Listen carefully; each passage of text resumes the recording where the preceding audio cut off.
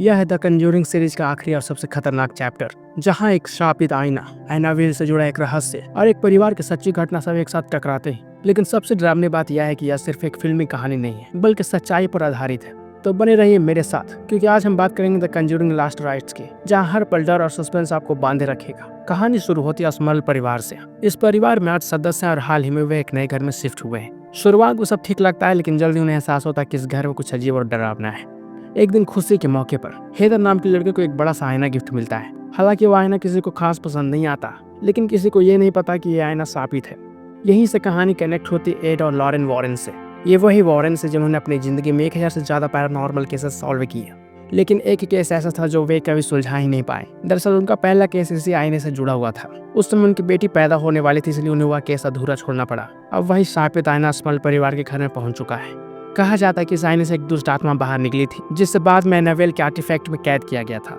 जैसे ही आईना घर में आता है, अजीब घटनाएं शुरू हो जाती है। परिवार को लगता है कि उन्हें हर वक्त कोई घूर रहा होता है। चीजें अपने आप हिलने लगती है और माहौल डर और बेचैनी से भर जाता है। हेदर और उसकी बहन को यकीन हो जाता है कि इन घटनाओं के पीछे यह आईना ही जिम्मेदार है। वे दोनों उसे कचरे में फेंक देती हैं और कचरा गाड़ी उसे लेकर चली जाती है।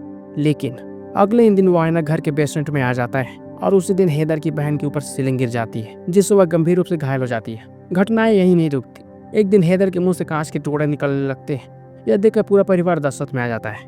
अस्मल परिवार तुरंत चर्च के फादर से मदद मांगता है। वो फादर एड और लॉरेन के पास जाते हैं, लेकिन इस बार एड केस लेने से मना कर देता है, क्योंकि अब वो दिल की बीमारी से जूझ रहे होते हैं। फिर भी घटनाएं कुछ ऐसी घटित होती है कि आखिरकार एड और लॉरेन इस केस को लेने के लिए मजबूर हो जाते हैं। और यहीं से शुरू होती है उनकी जिंदगी का सबसे खतरनाक और आखिरी केस, जो उनके करियर को हमेशा के लिए बदल देगा। आगे क्या होता है यह जानने के लिए आपको फिल्म खुद देखनी होगी।